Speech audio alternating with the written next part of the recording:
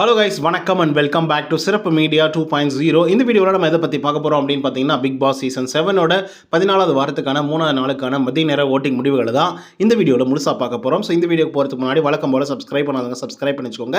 இந்த வீடியோக்கு அட்லீஸ்ட் ஒரு 500 லைக்னு எதிர்பார்க்குறோம். ஸோ லைக்கை போடுங்க, வீடியோ பாருங்கள். வாங்க இன்றைய வீடியோக்குள்ள வந்து போகலாம். ஒரு சின்ன டிஸ்க்ளைமர், வீடியோ வந்து ரொம்பவே லென்த் ஆயிருக்கு அப்படின்னு சொல்லிட்டு நிறைய பேர் வந்து கமெண்ட் அடிக்கிறத பார்த்துருக்கேன். ஸோ அதனால் ஒரு 3 நிமிஷத்துக்குள்ள ஓட்டிங் ரிசல்ட்லாம் வந்து முடிச்சுட்டு அதுக்கப்புறம் அனலைசஸ் வந்து சொல்ல போகிறேன். ஸோ கண்டிப்பாக 3 நிமிஷம் வரை அட்லீஸ்ட் பாருங்கள். இப்போ நம்பர் 1 பொசிஷனில் யார் இருக்காங்க அப்படின்னு பார்த்தீங்கன்னா, அர்ச்சனா அவர்கள் தான் இருந்துட்டு இருக்காங்க. அவங்க வாங்கிய ஓட்டுகளோட எண்ணிக்கை அப்படின்னு சொல்லி பார்க்கும்போது 1,92,179 ஓட்டுகளாகும். பர்சன்டேஜ் வைஸ் அப்படின்னு சொல்லி பார்க்கும்போது 41.94% காலை நேர முடிவின் போது வந்து இருந்தாங்க. இப்போ 41.66% வந்து இருந்துட்டு இருக்காங்க நம்மளோட அர்ச்சனா அவர்கள். ஸோ இவங்களோட பர்ஃபார்மன்ஸ் அப்படின்னு சொல்லி பார்க்கும்போது மாசா இருக்குது. உள்ளே இருக்கக்கூடிய ஹவுஸ்மேட்ஸே வந்து இவங்க தான் டைட்டில் வந்து அடிக்க போகிறாங்க அப்படின்னு சொல்கிற அளவுக்கு வந்து பார்த்தீங்கன்னா ஒரு பர்ஃபார்மன்ஸ் வந்து கொடுத்துட்ருக்காங்க. ஸோ அதனால் அவங்களுக்கு ஒரு பெரிய ஆட்ஸ்அப் வந்து கொடுத்துடலாம். அதுக்கடுத்த செகண்ட் பொசிஷனில் நம்மளோட மணிச்சந்திரா வந்து இருந்துட்டு இருக்காரு. அவர் வாங்கிய ஓட்டுகளோட எண்ணிக்கை அப்படின்னு சொல்லி பார்க்கும்போது 86,626 ஓட்டுகளாகும். பர்சன்டேஜ் வைஸ் அப்படின்னு சொல்லி பார்க்கும்போது 18.64% காலை நேர முடிவின் போது வந்து இருந்தார் நம்மளோட மணிச்சந்திரா அவர்கள். இப்போ வந்து பார்த்தீங்க அப்படின்னா 18.78% வந்து இருந்துட்டு இருக்காரு.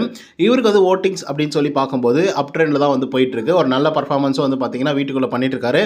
அதனால தான் செகண்ட் பொசிஷன்லேயும் வந்து இருந்துட்டு இருக்காரு. அதுக்கடுத்த 3வது பொசிஷனில் யார் இருக்காங்க அப்படின்னு பார்த்தீங்கன்னா, தினேஷ் அவர்கள் வந்து இருக்காங்க.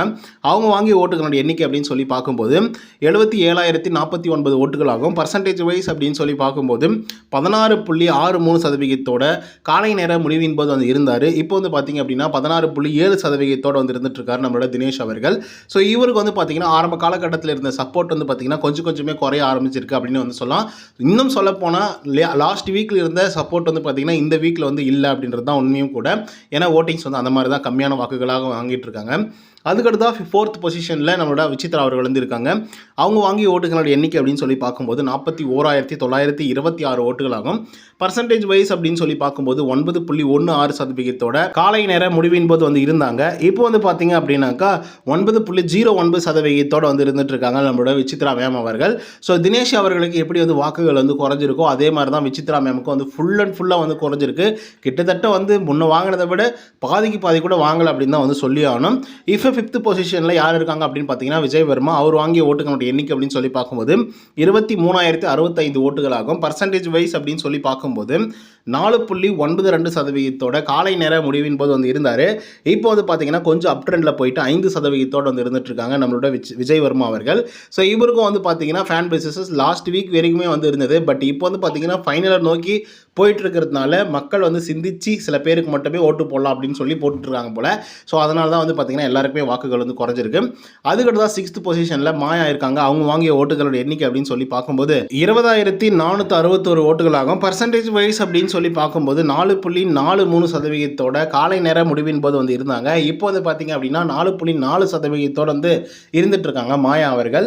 ஸோ அவ்வளோதான் வந்து பார்த்தீங்கன்னா பர்சன்டேஜ் ஆஃப் ஓட்டிங்ஸ் வந்து பார்த்தீங்கன்னா மாயா அவர்கள் ரொம்பவே கம்மியாக தான் வந்து வாங்கியிருக்காங்க. அவங்க போடக்கூடிய எஃபெக்ட் வந்து பார்த்தீங்க அப்படின்னா கம்மியான வாக்குகள் அப்படின்னு தான் வந்து சொல்லி ஆகணும்.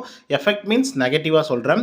அதுக்கடுத்த 7th பொசிஷனில் பூர்ணிமா இருக்காங்க. அவங்க வாங்கிய ஓட்டுகள் எண்ணிக்கை அப்படின்னு சொல்லி பார்க்கும்போது 19,978 ஓட்டுகளாகும். பர்சன்டேஜ் வைஸ் அப்படின்னு சொல்லி பார்க்கும்போது 4.28% காலை நேர முடிவின் போது வந்து இருந்தாங்க. இப்போ வந்து பார்த்தீங்க அப்படின்னா 4.33% வந்து இருந்துட்டு இருக்காங்க நம்மளுடைய பூர்ணிமா அவர்கள். ஸோ பூர்ணிமா நேற்றுக்கு ஒரு ட்ராமா வந்து ஆரம்பித்தாங்க. விஷ்ணு வந்து பார்த்தீங்க அப்படின்னா என்னை வந்து ஏமாற்றிட்டாரு, கசக்கி பிழிஞ்சு வெளியே விசாட்டிட்டாரு அப்படிங்கிற மாதிரி. ஸோ அந்த விஷயங்கள் வந்து பார்த்தீங்கன்னா இவங்களுக்கு ஹெல்ப்ஃபுல்லாக இருக்கும் அப்படின்னு சொல்லி நம்பி இதெல்லாம் பண்ணாங்களா அப்படின்னு தெரியல. அதே மாதிரி நம்ம எப்படி போகிறோம் பொட்டிக்கிட்டு தூக்கிட்டு போகிறதுக்கான வாய்ப்புகள் வந்து அதிகமாக இருக்குது. ஸோ அப்படி இருக்கும்போது வந்து ஏதாவது ஒரு நல்ல விஷயங்களை வந்து நம்ம வந்து சொல்லிட்டு போகலாம். நானும் வந்து பார்த்தீங்கன்னா ஒரு ரொம்பவே அதாவது இதுவான ஒரு பொண்ணு, சாதுவான ஒரு பொண்ணு என்னை வந்து ஏமாற்றிட்டாங்க அப்படிங்கிறத வந்து டெலிவர் பண்ணுறதுக்காக சில விஷயத்தை வந்து ஆரம்பித்து பண்ணாங்களா அப்படிங்கிற மாதிரிலாம் வந்து தெரியல. ஸோ அதனாலேயே வந்து பார்த்தீங்கன்னா நேற்று கொஞ்சம் எபிசோட்ஸ் எல்லாம் கொஞ்சம் சுறுசுறுப்பாக வந்து போச்சு. பூர்ணிமா வர்சஸ் விஷ்ணு அப்படின்னு சொல்லிட்டு பூர்ணிமா சில கேள்விகள் வந்து எடுத்து வச்சுருந்தாங்க. அதுக்கு வந்து பார்த்தீங்க அப்படின்னா விஷ்ணு வந்து சில விஷயங்கள்லாம் பதிலாக வந்து சொல்லிட்டு இருந்தார்.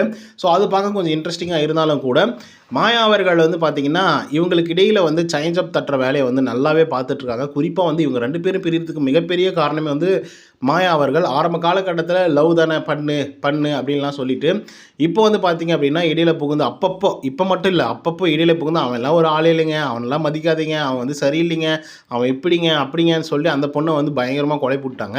ஸோ அதனால் அந்த பொண்ணு வந்து பார்த்தீங்கன்னா ஒரு மாதிரி டேக் டைவர்ஷன், திடீர்னு வந்து விஷ்ணுக்கிட்ட நல்லா பேசிட்டு இருந்துட்டு நிறைய விஷயங்களை வந்து ஷேர் பண்ணிவிட்டு அப்பப்போ வந்து பார்த்தீங்கன்னா டேக் டைவர்ஷன் அந்த பொண்ணை எடுத்துரும்.